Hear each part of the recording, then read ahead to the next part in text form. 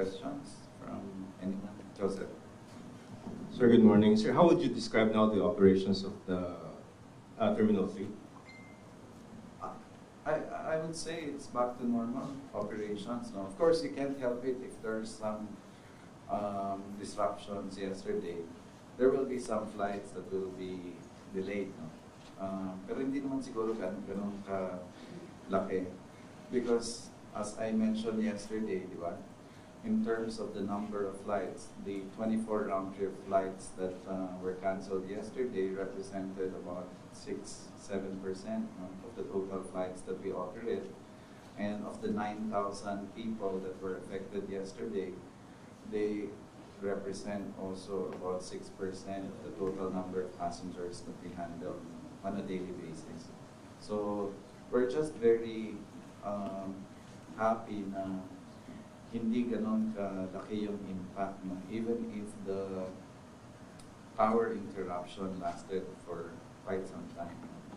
So we're very, very happy talaga with the cooperation of the airlines. No? So thank you, Cesar. Sir, I understand that Meralco already has findings on the first and then the second brownouts. Pero sa inyo daw po idadaan.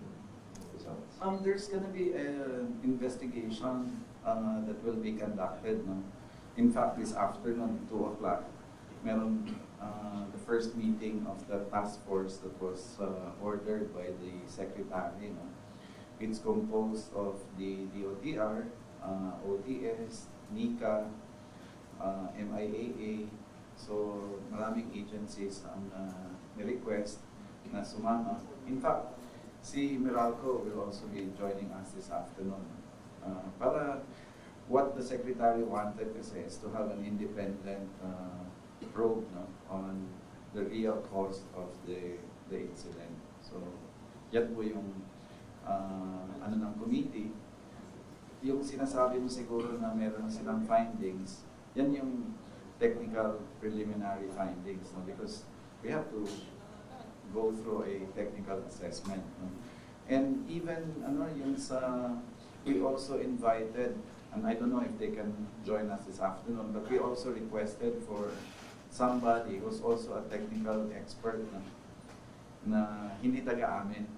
If third party then, who can be part of the, we call it a subject matter expert. No? Para mas maintindihan nila kasi, pasensya na po kayo, hindi ako electrical engineer eh. Tanungin niyo ako about airplanes. Pero sa mga power issues, kailangan po natin ng guidance and tulong, ng advice, no? Ng mga talagang may nakakaalam doon. Sir, last na naman my part. Sir, ano nangyari kahapon? Kasi right after we finished the press conference, biglang nagkaroon ulit ng brownout from 3:45 to, I think, 4:15. What happened lang, sir? And then, what was the effect? Yesterday afternoon, nagkaroon ulit ng surge sa isa sa mga substations natin at T3. The impact was felt between 4 o'clock to around 4:23. 4:23 fully restored na yung power, although the other power systems, the other electrical systems that powers the different utilities, di ba, katulad ng mga boarding bridges, baggage handling system, had to sequentially be powered up again, di ba? So kaya I fully powered na tayo by 4:20. It took a couple of minutes pa to fully restore all of the power across the terminal. So based on that, since Meralco was still there yesterday because they were observing kung ano ay mga possible issue from the morning, kaya mabilis natin na i-restore together with our engineering team. So meron silang nakitang fault doon sa may breaker, but immediately naman na-restore siya. So by around 7 o'clock, fully restored na yung system. But from 4 o'clock to 4:23, nag-kick in yung ating genset for that particular area lang. Because T3 is a very big complex device. It's composed of around 7 substations. For that one area, nag-generator power muna tayo until around 7 o'clock na na-rectify na natin yung situation. And when both Meralco and MIAA Engineering were confident na kapag sinink natin to back into the loop of the power system na wala na ulit magkaroon na cascading effect, That's when the engineers made the call to reconnect the power to the Meralco side. So wala namang problema. So kaya after that 4 o'clock incident na nagkaroon ng konting fluctuation, noong 7 o'clock when we fully energized na EO Terminal 3, we did not have any issues na. And up until this morning or until now when we're talking, as mentioned by the GM, it's all normal operations at NAIA Terminal 3. Yes, yesterday. It's probably sa sabi ng Meralco as an effect of what happened in the morning. Baka may yes, kaya nga nakabantay sila throughout the day because possible na merong ganun na mangyari. Pero maganda na nandun ng MIAA team and nandun ng Meralco on-site kaya medyo mabilis lang. Within 20 minutes, it was fully restored. Yes. Mongo Alves po from TV5. Sir, I understand we have generator sets naman po dito. No? Pero just to be clear on that, are we looking into how to develop more yung backup system natin para hindi na mangyari itong mga ganitong incident po? Yeah. Siguro just for context, no? Yung size kasi ng Terminal 3, it's about 180,000 square meters. So, yung tatlong terminals, 1, 2, and 4 combined, mas maliit pa yun kesa sa Terminal 3. So, kasi ang Terminal 2 is about 73,000 square meters. Ang Terminal 1 is about 104,000. And of course, Terminal 4 is only about 3,000 square meters. No? So, if you combine these 3 terminals versus Terminal 3, mas malaki pa ng konti ang Terminal 3. No? So, ang information namin is that Terminals 1, 2 have 100% genset capability. So, kahit magka-power interruption sa Terminal 1 or 2, yung genset load niya, kaya nang i-power up most of the critical, in fact, most of or all of the critical facilities and equipment. Sa Terminal 3, ang sabi sa amin is 30% yung load ng genset. So yung 30% na yon versus 100%, di ba? So naka-prioritize yung mga mission critical systems. So ano yun? Basically yung baggage handling. Di ba? Kasi you're handling almost 65,000 passengers a day. If you have, let's say, 1 bag per passenger, di ba? Ang dami-daming bags na kailangan i-handle nun. So, yung immigration, yung check-in counters, yung passenger boarding bridge, aircon, elevators, escalators, walkalators. So, yun yung kilaw. Of course, ang isa sa mga pinakamalaking system sa airport is air conditioning.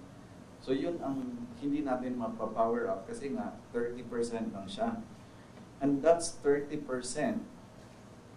of the design capacity. Di ba? Kasi the design capacity of Terminal 3 is only about, parang if I'm not mistaken, mga 13, 14 million lang eh. Pero in 2019, halos 40% more pa siya. So, yun yung mga tinitingnan natin ngayon. How we can improve, what should be done to improve the capability of the genset. Nag-power up naman siya eh. Kulang lang, di ba? Nung September kasi, one of the things that we found out was yung immigration hindi nakakonect sa priority load. So, after that September 16 incident, yun ang inuna natin. Kaya walang cancellation sa international eh. Kahit 8 hours, no? Kasi nga, natuto tayo nung September na yun ang na issue na nakita natin, inuna natin yun. Kaya kahapon, there were no international flights that were canceled. Of course, there were some delays, no? And then during the initial fluctuation or interruption, medyo may konting delay sa passengers kasi i-reboot mo yan eh. Di ba minsan sa pag naubusan ka ng kahit nga sa phone natin, pag naubos yung power, sometimes it takes time for the system or the device to reboot or restart. So yun yung isa sa mga issues. in parallel, no? So yun ang gagawin natin.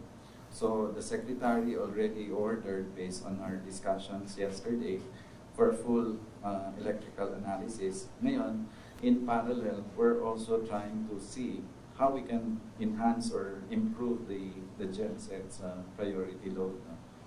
Merong iba nagsasabi, pwede bang mag-solar na lang para some of the items, or merong mga tinatawag na dynamic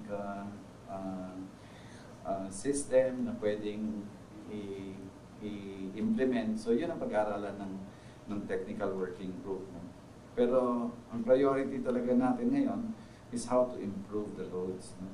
Kasi pag, like kahapon, we don't have a good grip kung anong oras.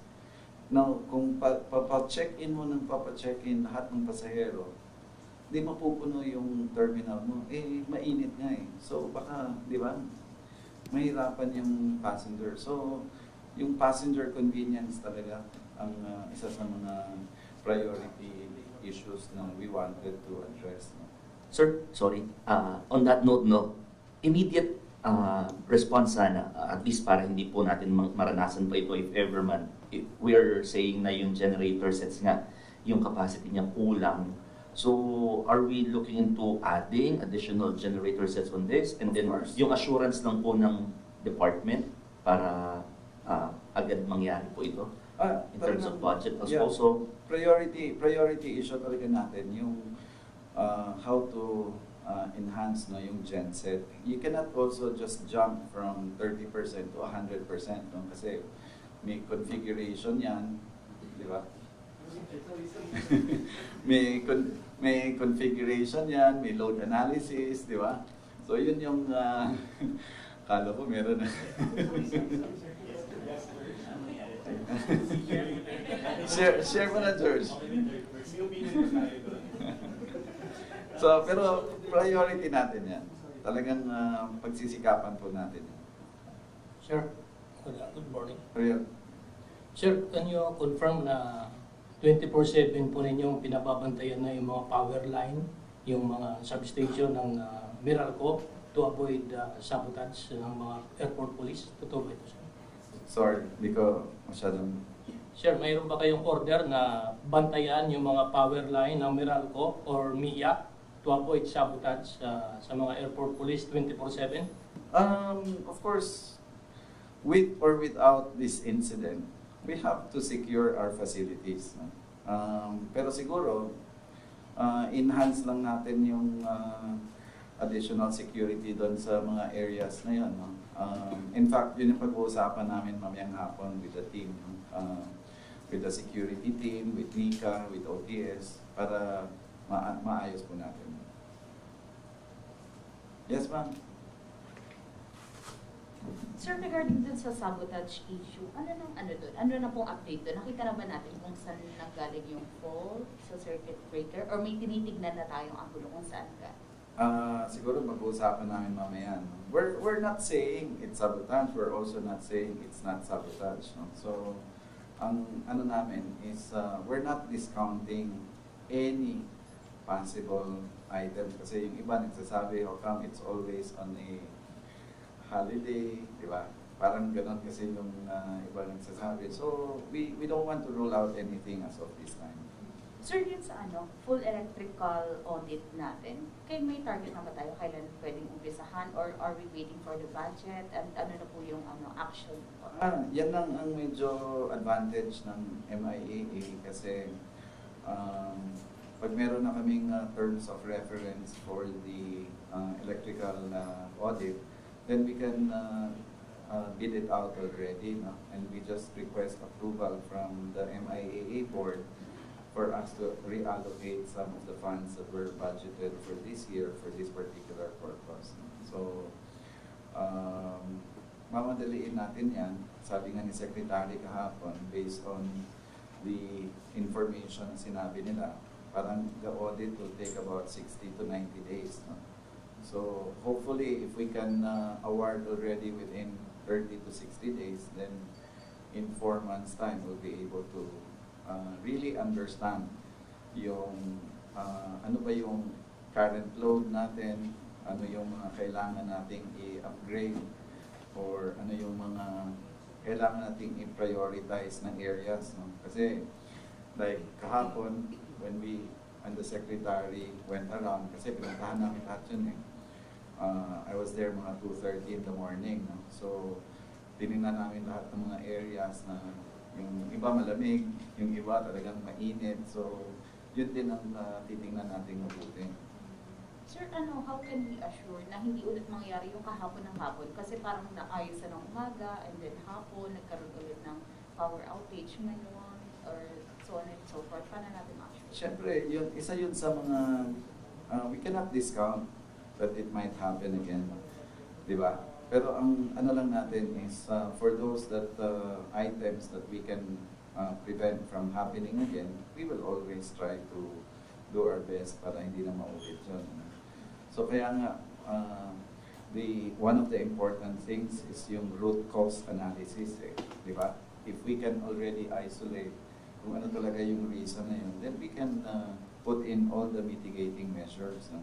Para maayos natin yun, ma-prevent that from happening. But in parallel, di ba, we have to do that load analysis for the genset. Kasi pwede namang mag-trip, eh, di ba, sa bahay. Pwede namang magkaroon ng issue. Pero pag may genset ka, then you can continue to operate, no? Albeit at a much reduced power load. No? Sir, sorry, last na po. Ano po ang mga binaibigay natin mga assistance dun sa mga affected passengers? Kasi kanina meron pa rin po kami na interview na nakapag-revoke sila Thursday pa. So, ilang araw pa sila sa airport. We asked our terminal management to work with Cebu Pacific para matignan on how we can accommodate the passengers earlier. Sabi nga natin, some of them were given options. 3 options were given by Cebu Pacific. Meron sa kanilang magre-revoke on their travel date. For those who will also refund, it's a refund without penalty. And for those that will opt na to convert their flight into a travel fund that they can use in the future, dapat wala ring penalty. So para dun sa mga pasahero, we are working now with our public assistance team together with the terminal management at Cebu Pacific. We're looking for ways kung paano natin mapaaga ang kanilang ang travel plans. Kung Thursday, kung kaya ma-accommodate by tomorrow, or if this afternoon. So yun yung mga inaayos ngayon. Of course, there are limited seats. May mga nakabook din naman sa mga next flight. Sila yung may priority. But we still ask Cebu Pacific, specifically their president, to assist us in trying to re-accommodate these passengers on the earliest possible date. So we're continuously getting reports naman on nadadagdagan na may listahan ng nagagawa ng paraan para mas mapaaga ang kanilang paglalakbay. GM, sirs, just some points of clarification. So, yesterday, ilang power outages po ang na-experience sa NAIA 3? Isa or dalawa? And ito po bang ikalawa, yung sa hapon that you mentioned, parang fluctuation, ay caused cancellation of flights? Yeah, yesterday we had 2 outages. The first one, 1:05 in the morning. That affected Terminal 3. It was restored by 8:46, fully restored by 8:46 in the morning. And in the afternoon, nagkaroon ng fluctuation, possibly because as an effect also of what happened in the morning. That was around 15:59, around 3:59, 4 o'clock, na fully restored siya by 4:23. The afternoon fluctuation did not cause any outage. Did not cause any cancellations of flights. In fact, during that time, the secretary and the GM were at the terminal, and our head of engineering was also there. They were supervising the flights, and of course, there were some contingencies that were activated because at that time, 3-4 o'clock, we didn't know how long it can get restored. So these were activated, but we were very fortunate that the Meralco crew and our team were on standby because they're looking at the possible effects na throughout the day, and they were immediately able to rectify the situation. That's why in 20 minutes na-restore na po yung power. You did mention that it's probably brought about by the morning power outage. Based on our experts, gaano katagal daw po natin ini-expect yung further fluctuations? I mean, is it just within the day or posibleng today, for example, magkaroon pa na binabantayan? Nakabantay naman yung ating mga engineers, but yesterday, since it just happened, kaya nandun pa yung mga crew, Pero based on the investigation, doon talaga lalabas on the root cause analysis kung anong system yung nag-trigger nitong fault. So it could be that system, but we still cannot rule that out na may iba pang system. Pero for now, na-isolate naman natin sa area na yon, and when it was isolated at that area, at least meron na tayong pagsisimula ng investigation. Baka doon nagsimula. Pero we're not saying doon nagsimula as of now. We need a full technical review. Yan yung gagawin ngayon ng Meralco and ng ating engineering team together with the auditor and the third-party independent SME na kukunin natin to investigate po. Okay. Also yesterday, you suspended yung maintenance ng runway to give way to recovery flights. So far po ba na tapos na yung recovery flights, or will you extend yung suspension ng maintenance window tonight to give way to more recovery flights? Yeah, yesterday, I think in terms of suspension of the runway works this morning, that was around from 12:30 to 5:30 in the morning, we were able to actually already recover most of the flights. So today, as mentioned, there are only around 4 round-trip domestic flights that are delayed from Cebu Pacific, but the rest of their schedule is on time. So we can say that by today, fully recovered na tayo, and we don't expect any spillover by tomorrow. So by tomorrow morning, the runway works, our runway maintenance works for tomorrow morning will resume.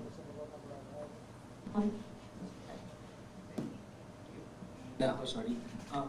Sir, regarding the procurement or lease nung gensets, do we have budget for that, sir? I'm sorry, I'm sure medyo mahal yan eh. Hindi naman po siya like mabilis na procurement lang. So, meron ba tayong standby fund for that? Or kakailanganin pa yung next year? Kasi para ma-program po. Thank you. Meron naman tayong fund for that. One of the things that we've been trying to do sa MIAA is really to increase the collections. No? And, yung ating mga receivables, nagpo-collect po tayo. So, at least meron mo tayong pera para sa mga ganitong contingencies.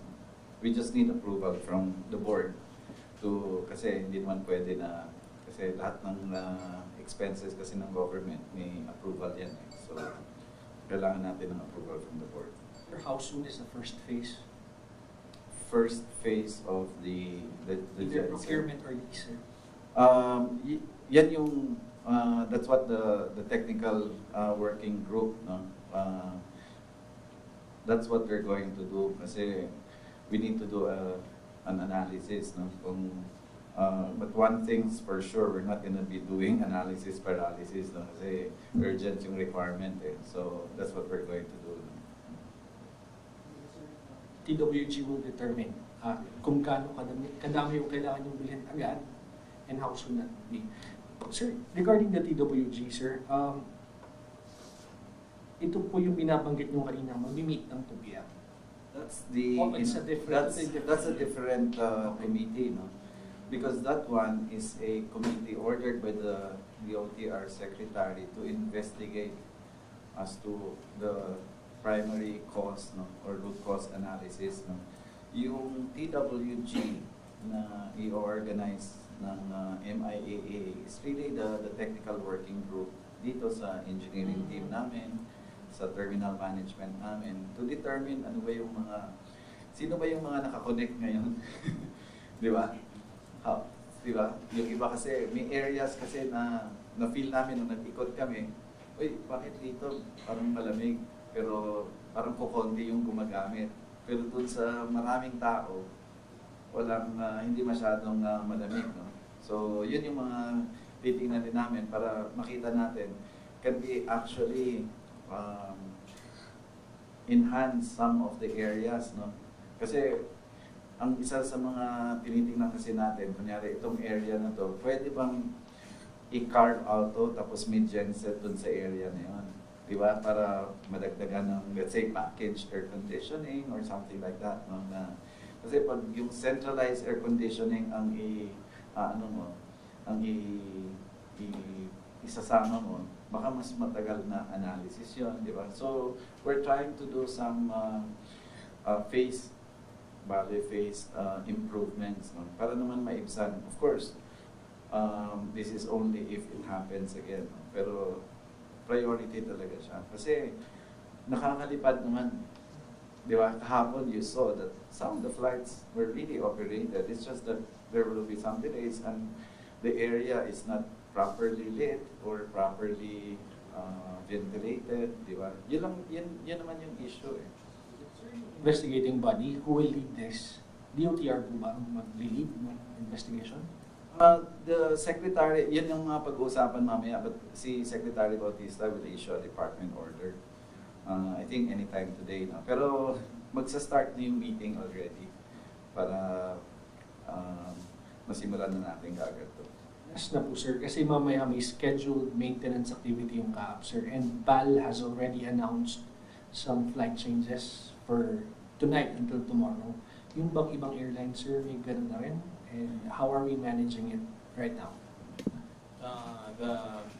This morning, meron ng activities sa CNS-ATM as part of their maintenance ng kanilang APR.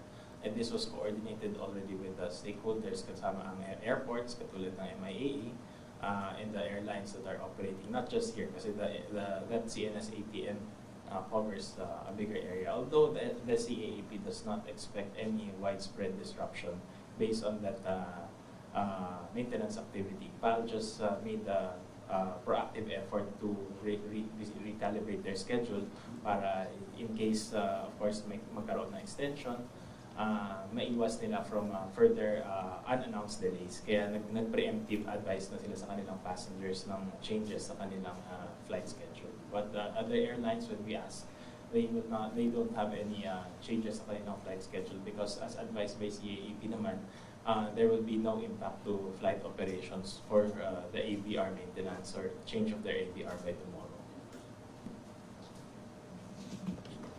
Okay. Cherry? Sir, magandang umaga. I'm Tony Hildo from DCLE, sir. Sir, magkaiba kasi ang petsa ng advisory ng CAAP at saka PAL. Ang petsa kasi ng PAL, May 2, pero ang advisory ng CAAP, 2 at 7. So makulo sir, alin pa po ba talaga ang tuturin para mabigyan natin ng tamang informasyon yung ating mga riding public? Meron tayong ABR maintenance for tomorrow ng CAAP. Pero yung sa May 17, that's another activity of CAAP kasi tomorrow ABR, then sa 17 yung UPS na Manila papalitan. Sa 17, mas malaki yung impact kasi it will be for several hours. Tapos wala talagang activity on Philippine airspace. That was coordinated already last week because we know that we need lead time for the airlines to be able to recalibrate their schedules. Some of their flights will be rescheduled or retimed. But that's why this tomorrow morning, we gave a few days to the airlines to make their plans. Then tomorrow morning, we're calling for a meeting together with the CAAP, the CAP and the MIAA and the other airport authorities around the Philippines para marinig na namin yung mga plans ng airlines kung ano yung gagawin nila in response to that May 17 scheduled maintenance sa CNS-ATM. So, by tomorrow, I'm sure the airlines can give an update kung ano yung mga gagawin nilang action plans. So, yun po yung update natin. But CAAP would be the best one to ask po in terms of the specific activity na gagawin nila sa kanilang AVR at UPS. These are all proactive efforts to, of course, make sure that the CNS-ATM is reliable as an offshoot of what happened po earlier this year. Sir, nabanggit po kasi ng CAAP, wala naman daw talagang maapektuhang flight sa maintenance work na gagawin bukas. Kaya, pero yung palang naman nagpalabas ng schedule, adjustment ng schedule. Pero itong sa May 17, ano po yung ine-expect natin? Marami po bang maka-cancel na flights? Kasi ito yung may malakas na impact po. We're going to meet with them tomorrow. No? All 43 airlines operating at MIAA. So we will get feedback from them. Kasi nga, nag-issue ng notice to airmen ang CAAP. So we gave them some time to give us their plans. No? So tomorrow, we will be requesting the airlines to give us ilang flights ang i-reschedule nila, ano yung plano nila to for the recovery of these flights, no? Kasi medyo mahaba yun eh.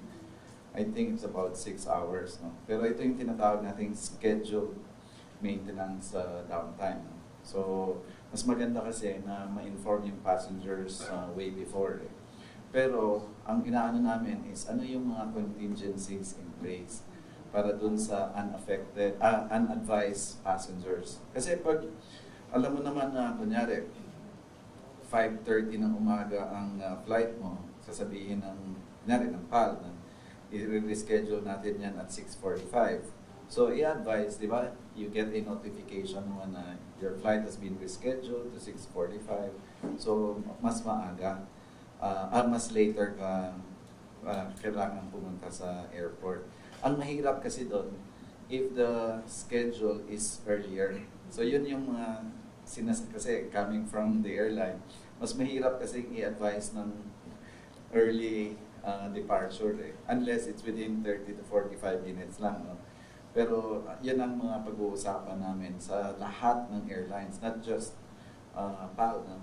Pero sa lahat ng airlines affected by that particular period. Tsaka, hindi lang ito naiya. Lahat ng airports. Kasi, it's the whole Philippine airspace eh.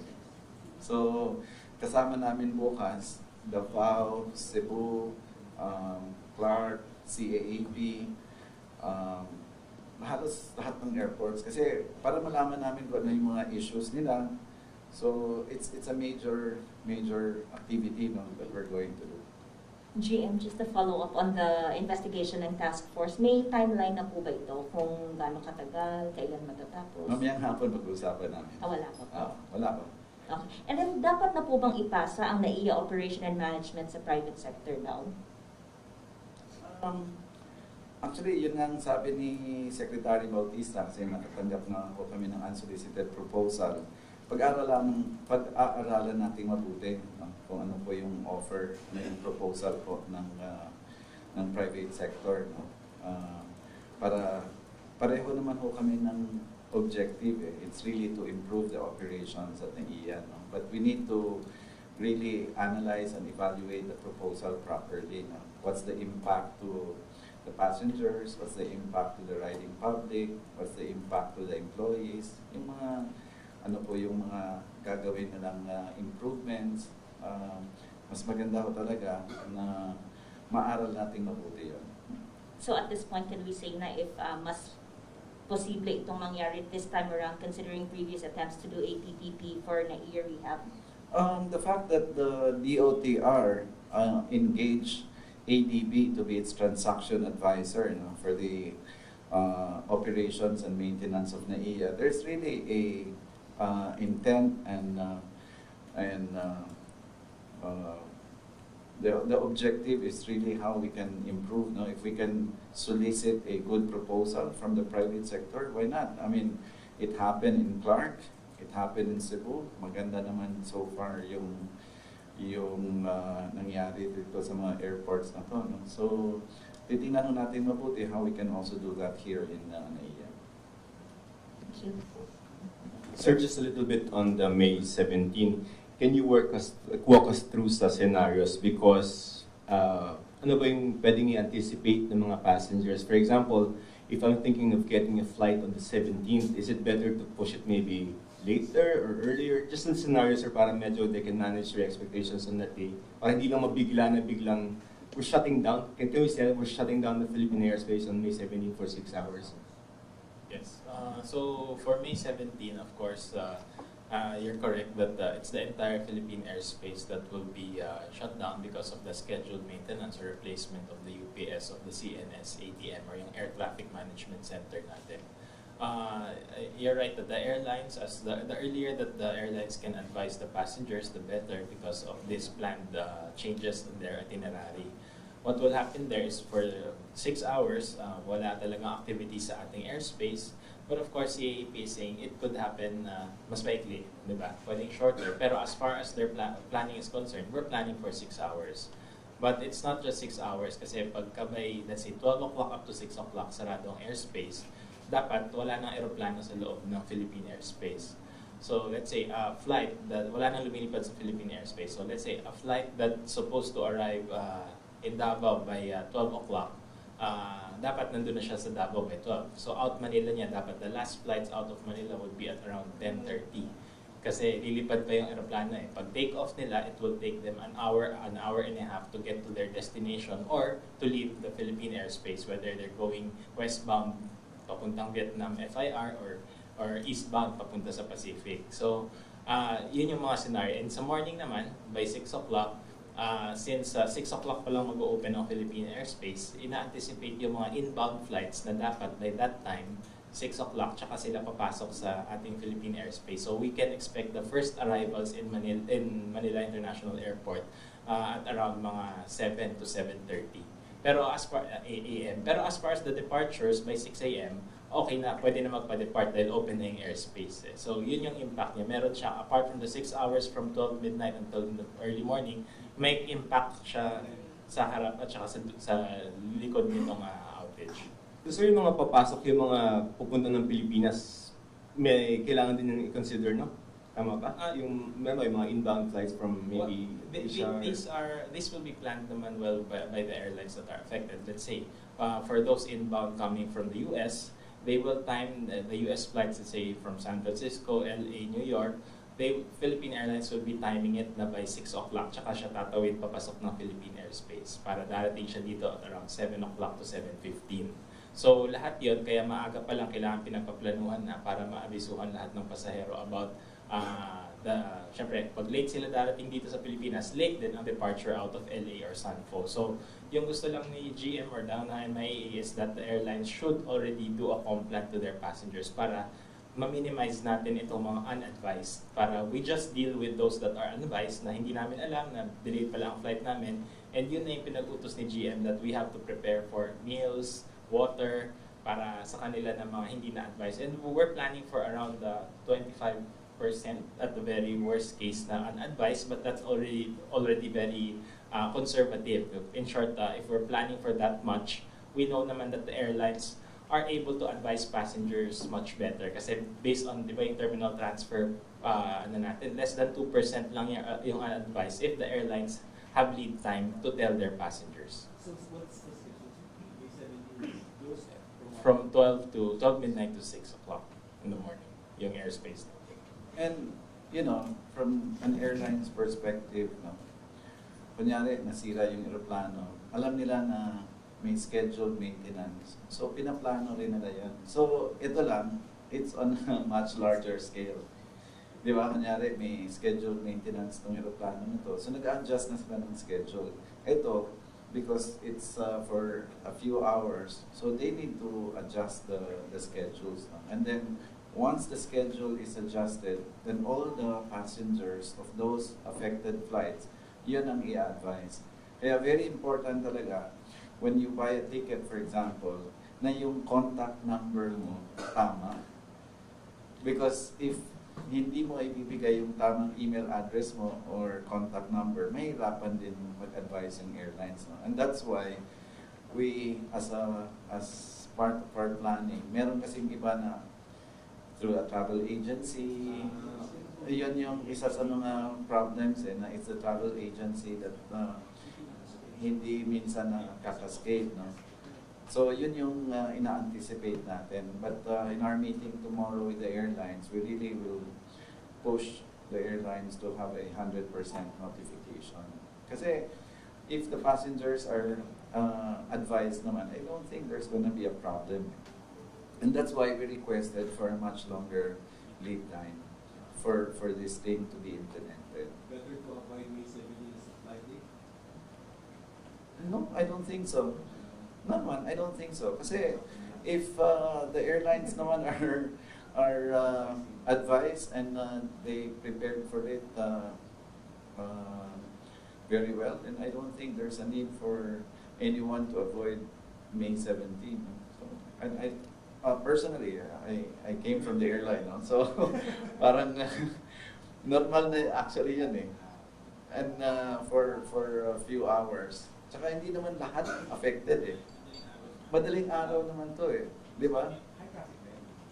During the morning time, yung 12 to 5, 12 to 6, yan yung pinaka-lean ng ating airport operations. Kaya rin pinili nila na sa ganung window gawin itong repairs at upgrades because we know that that's the least disruption to our airport operation. And then siguro what we will do is after the meeting tomorrow, and then once we finalize the plans, no, then we'll have a joint press con with the airlines, with the DOTR, para mas intensive yung campaign natin, yung information dissemination natin sa mga pasahero. Hindi naman. Sir, Jeff, isa na lang. Tungkol dun sa pagpasok ng NECA sa gagawing investigasyon doon sa power outage, posible bang matukoy doon yung sabotahe at kung kailan po malalabas yung resulta ng investigasyon? Yan po ang pag-uusapan namin mamaya, no? Kung gaano katagal yung timelines natin, how long will it take for the different agencies. Hindi lang po NICA, we also requested other agencies to assist. No? So, pag-uusapan po namin mamayang hapon kung ano po yung timelines natin doon.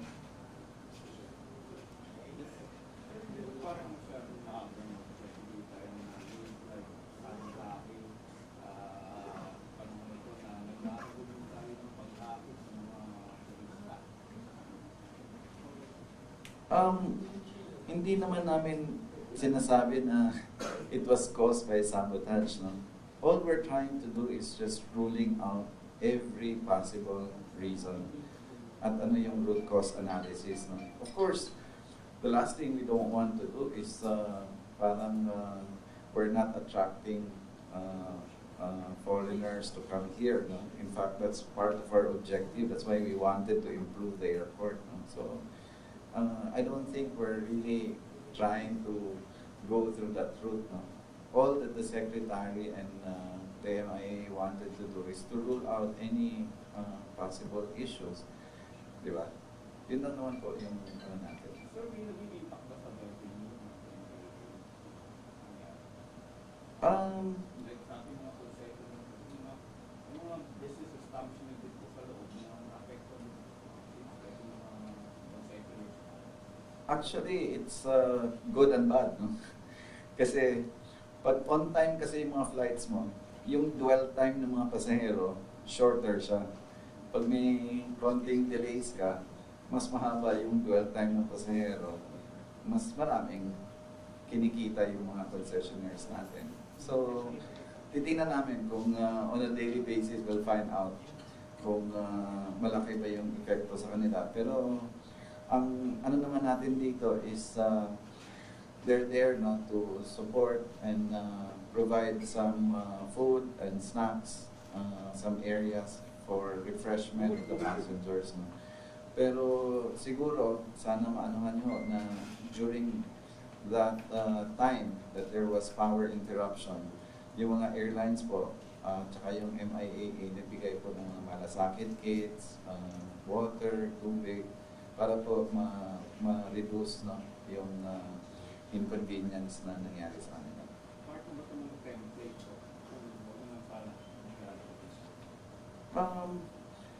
Any incident that we have at MIAA, meron kami tinatawag na irregular operations manual or policies and procedures. No? In fact, in 11 minutes, I have a meeting with the team. No? Kasi yung team namin sa NAIA, because we will do a post-incident analysis kung saan kami maayos yung pag-handle namin, saan kami nagkulang, paano pa namin ma-improve yung aming irregular operations handling. Kasi it cannot be perfect naman every time, di ba? So yun yung mga gagawin namin ngayong 12 to 1:30. Nagpatawag po ako ng mga buong team namin sa security, sa operations, sa commercial team namin para paano natin ma-improve, no? Kasi di ba may mga reports na may stranded na passengers. So paano natin makatulong? Kasi meron naman kaming area dun sa Terminal 3. Nagpa-set up kami ng mga tents doon, no? As part of our, kasi yung iba talagang walang matulugan, di ba? Pero pag hindi namin alam na yun pala ang mangyari, so syempre, hindi rin natin ma-address yun. So yun yung mga i-aayusin namin. No? Pag may mga passengers na, kunyari, May 4, May 5 pa sila. Kasi sa airline kasi, pag gusto mong mag-re-accommodate, syempre yung next available na flight ang open. Di ba? Eh sometimes, hindi yun nagmamatch sa gusto ng pasahero eh. So, what the passenger can do is refund the ticket and then he gets it from another airline. Di ba? Pero yung iba na wala namang pera, yun yung gusto nating ma-reach out sana. Na sabihan din kami. Meron kami mga areas doon na pwedeng tulugan. Of course, we cannot accommodate 4,000 passengers. No? Siyempre. Pero yung mga... Paano yung galing probinsya, sir? Kasama yun sa mabigyan ng food, tulugan sa airport? Actually, yun yung mga... Siyempre, yung priority natin, yung mga hindi taga Manila. Di ba? Yung mga taga probinsya. Kasi hindi sila taga rito eh. Parang transient lang sila eh. Pero pag taga Bacoor ka or taga ano, malapit lang yun. Just it. Sa 17, sir, palit battery lang naman to, sir. No? Hindi naman parang we are anticipating na there might be some more problems for us to extend the 6 hours. Wala namang ganung parang worst case scenario. Parang magpapalit lang tayo ng battery and this is like medyo regular procedure. Actually, you can, CAP project kasi ito eh. Hindi naman to MIAA. No? Kami lang naman yung ang maapektuhan ang end user. No?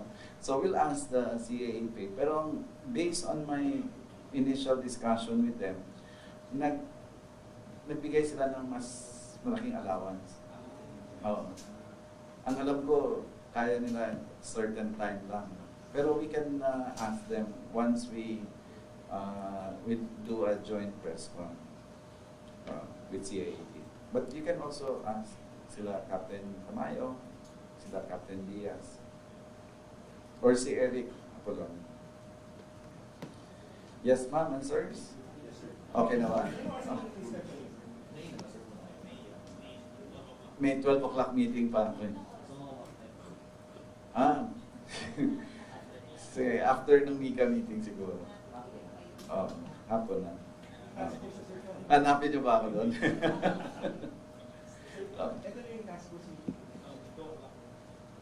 No, ito yung 12. Ito yung 12 para MIAA ito. Hindi pa. Ito yung Mika.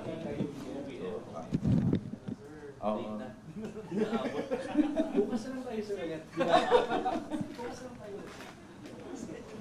Pwede mo kaming dumaan tomorrow morning eh. Sir, tama no? Schedule niyo nga po. Yes, Yung sa 2 p.m. meeting, sir. Okay, pa tanong. sir, tama mga schedule mo, sir, sa today. Tomorrow, sir. Airlines, di ba? Anong oras, sir? NKA? Yes. I think 8:30 or 9 o'clock yata tomorrow. No? So, pwede kami na tapos, sir, tapos na yun ang 7, nandito tayo. Huwag tumulong. We will notify. We will notify you. Para early advisor sa public. Hindi, yun naman ang objective eh. We're just part of the group. Yeah. Pero you have to understand na each individual airline will have their own communications plan. All we're trying to do is really just facilitate to make sure that they do it at a in a timely fashion. Pero, bigyan ko sila ng sana by this time, makapaglabas na kayo ng earlier. That's what we wanted. That the earlier that they freeze their timetable, their schedule, di ba? The sooner we can advise the passengers. Parang, alam mo yung terminal reassignment, di ba? So, may timing tayo. Kunyari, June 1, ito na, July 1. So, na-inform yung passengers. Yes. Kasi Kasi in the domestic, kasi most of the affected would be also domestic flights sa early morning. Kasi yun yung first wave natin. The earlier we advise, the better for the passengers. Kasi even sa domestic flights, medyo late bumili ang mga pasahero ng ticket. So their flights are not yet full. Malamang nasa 50%, 60% pa lang ang load. So kapag ka na-change na nila yung flight schedule, at least yung mga bibili ng ticket from the time they change it until May 17, alam natin yung nagre-reflect sa ticket nila would be the new time already.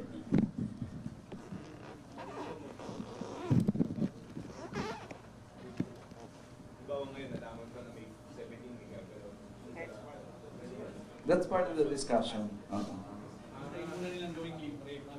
Bago sila hindi na ako sa hirap na Pero, sige, we'll advise you. I'm comment sa mga senators. Senators. Statement. Parang, may budget. Yeah, right. May audio. Yes. Sir, meron ng comment sila, Senator Ina and Senator Pro. Parang, ano nangyari ng brown at parang walang from the past. Well, number one, we really wanted to apologize to all the affected passengers. Hindi namin gustong mangyari ito. No? And that's the reason why we wanted to go into the bottom of the issue para ma-address po natin. And what we will do is we will send a copy of our report to the Committee of Transportation sa Congress as kay Senator Grace po, who's the chairperson of the Committee on Public Services. So we'll give her an update today. Sir, sorry, last na lang din. No? Meron bang meron bang direktang accountable sa inyong hanay kapag may mga ganitong klase na insidente po ng problema sa power supply? That's part of the investigation committee. Kung ano yung sino yung office or person responsible kung dahil sa issue na to. Thank you very much. Thank you everyone.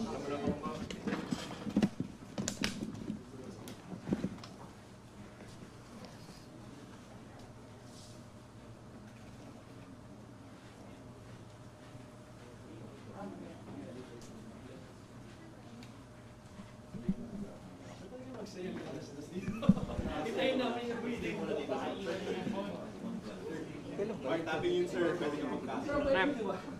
Bigla na nagyari ka pa. Akala ko, lakas mo. Mapakuha naman eh.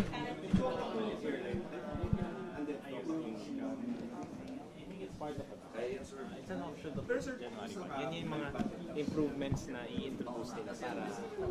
Sige sir. Sir, ano na kasi yung ER na nila tumutulong sila sa mga pasahero? May pictures sila sa may pa-poll.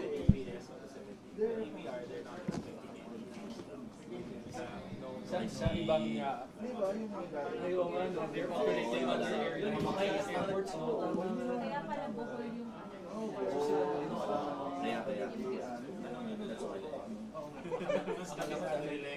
kayo muna. Kami mamay ko na kami.